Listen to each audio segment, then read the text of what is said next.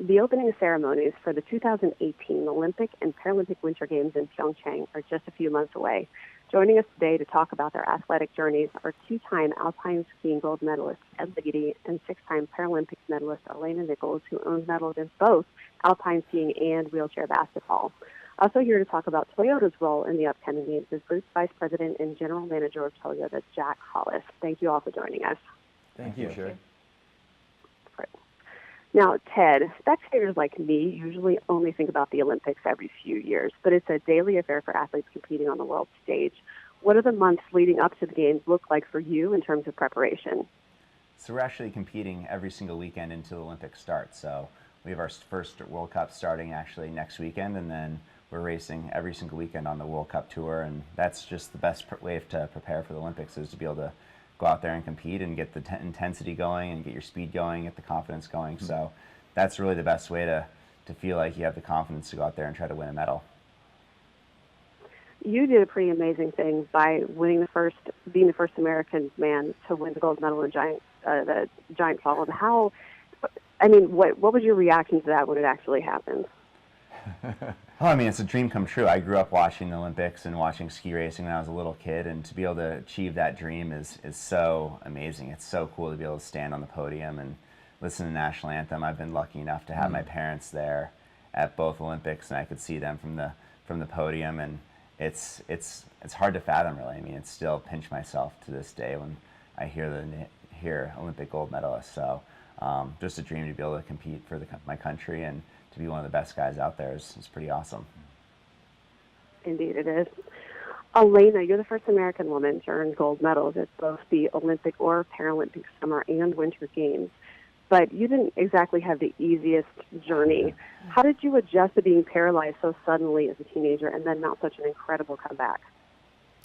You know, it was a really hard adjustment.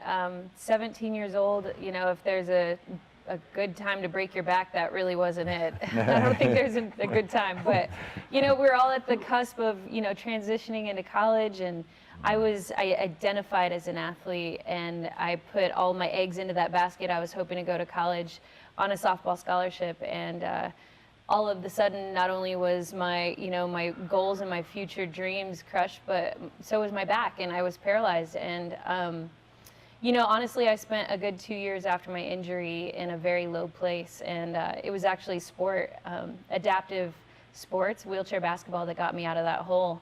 And you know, for me, it was really important to be able to compete again and set goals and achieve them. But for all people, I think it's really important to be mobile. I think it's really important for us to be able to breathe, you know, get our heart rates going and to sweat. And you know, one of the things that Toyota is all about is their mobility program and getting people of all walks of life moving. And that's, you know, one of the things that really changed my life and really helped me get back into life after my injury. Jack, in terms of Toyota's involvement, what prompted Toyota to get involved with the games this coming year? You know, this idea of, you know, the Olympics, the Paralympics, is the largest, most fabulous sporting event in the world. And Toyota, from a global standpoint, wants to continue to share our message about creating freedom of movement for every person. It doesn't matter what walk of life. You look at, you know, two champions, and you look at what they have gone through. You know, you talk about achieving dreams and overcoming, you know, maybe a surprise to your own life. Toyota loves being a part of the journey of each person's life. And what really, the impetus was, mobility is a big deal from the super youth to very elderly, and it was important for us to be a part of it. The Olympics is the greatest platform. It's a global platform, and we're proud to team up with athletes to kind of share lives with and share partnership with, and we're going to make it happen.